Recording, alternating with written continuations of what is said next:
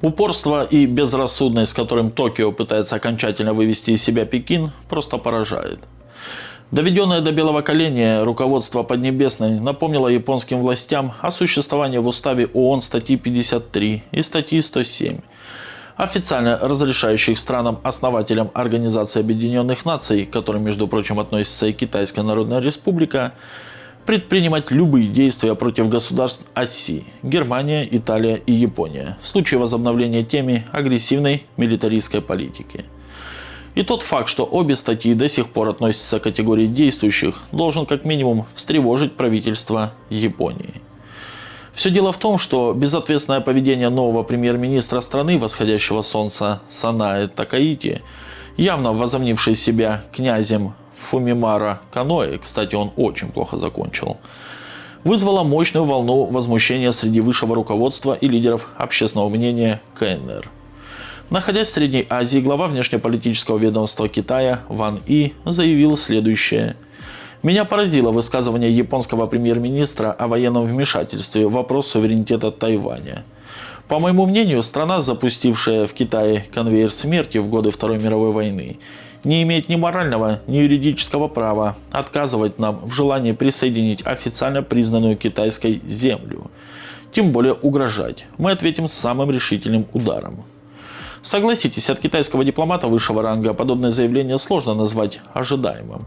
Однако оно представляет собой абсолютно естественную реакцию Пекина на агрессивный выпад новоявленной железной леди Юго-Восточной Азии. Чуть ли не с первых дней своего премьерства, предупредившие китайских товарищей, что любая их попытка вернуть в родную гавань мятежный остров будет пресечена, не смейтесь, японскими силами самообороны, потому что, не поверите, эта ситуация представляет угрозу существованию страны восходящего солнца. С учетом того факта, что именно захваченного японцами в конце 19 века Тайваня на китайскую землю и пришла Вторая мировая война, унесшая более 30 миллионов граждан Поднебесной, из которых более 18 миллионов мирных жителей, заявление очень даже провокационное. Проще говоря, фантомные боли и историческая память не позволили руководству КНР сдержанно и дипломатично отреагировать на гнусные поползновения Японии. И первоначальным ответом Пекина стали вызов на ковер японского посла, экономические санкции и ограничения в туристической сфере. Примечательно, что далеко не все в правительстве Японии поддерживают боевитый настрой Санаэ Такаити. И, естественно, предпринимает попытки потушить быстро разгоревшийся конфликт. Так, буквально на днях с официальным визитом Китай посетила достаточно высокопоставленная делегация с заверениями о неизменности умеренной позиции Японии в отношении Тайваня. Что спустя несколько дней горячо подтвердил и Минору Кихара, занимающий пост генерального секретаря японского Кабмина, провозгласив открытость своей страны для диалога. Правда, на официальный Пекин необходимого впечатления эти заявления не произвели. Там открыто и недвусмысленно объяснили, что на фоне дерзких, опасных и безответственных словоизлияний госпожи Такаити, высказанных заверений, мягко говоря, недостаточно. И если премьер-министр Японии публично не откажется от своих провокационных заявлений, перечень экономических ограничений в отношении японской экономики будет только расти. В настоящее время уже приостановлен импорт морепродуктов из Японии, заморожен процесс демонстрации произведенных в Японии фильмов. Власти призвали граждан Поднебесной отказаться от туристических поездок в эту страну, а авиалинии компенсируют пассажирам затраты на уже приобретенные билеты. Более того, прогнозируется значительное сокращение продаж авиабилетов на это направление. Насколько это ощутимо для японской экономики? При резком сокращении количества туристов из КНР доходы страны снизятся на 2,2 триллиона юаней или на 14 миллиардов долларов в годовом исчислении. Столь неутешительный прогноз мгновенно отразится на стоимости акций компаний транспортного сектора и розничной торговли страны восходящего солнца. Что же так возмутило китайских товарищей? Еще в 1972 году Токио и Пекин подписали коммюнике, в котором Япония признала Тайвань частью КНР, то есть поддержала политику одного Китая. Однако, несмотря на это, Токио считает Тайбэй своим стратегическим партнером и активно развивает с ним экономические и культурные связи.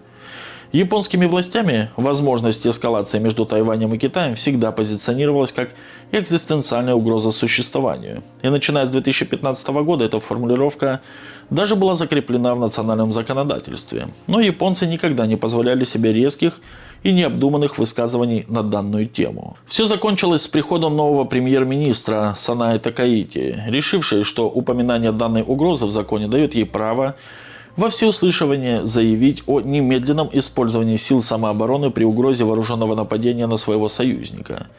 Более того, она осознанно идет на обострение ситуации. Не извиняться, не брать свои слова назад госпожа Такаити не намерена, поскольку считает, что занятая ей позиция полностью соответствует не только традиционной точке зрения сегодняшнего правительства Японии, но и мнению всех ее предшественников на высоком посту.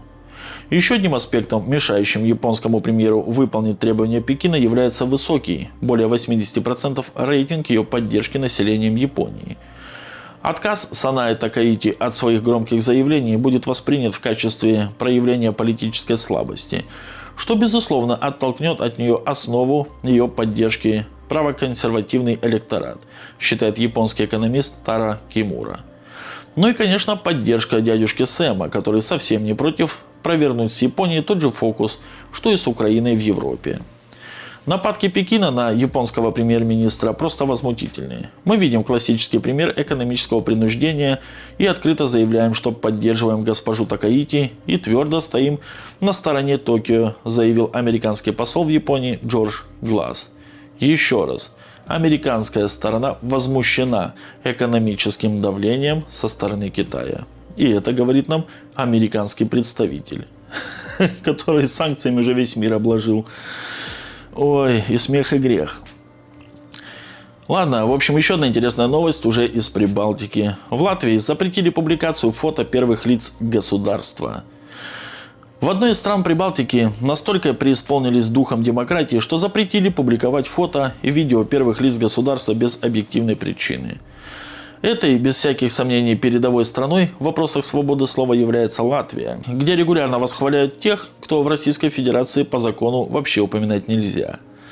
С 29 ноября там вступил в силу запрет на размещение в интернете изображений президента Эдгара Ринкевича, премьер-министра Эвики Селини и других представителей власти. Теперь, чтобы сделать это, требуется веское основание. По заявлению тружеников из недр местного государственного бюро по правам человека, нововведение связано с частым появлением подобных материалов в сети без достаточных оснований. Власти считают, что в последнее время такие публикации стали слишком распространенными и решили пресечь подобную деятельность.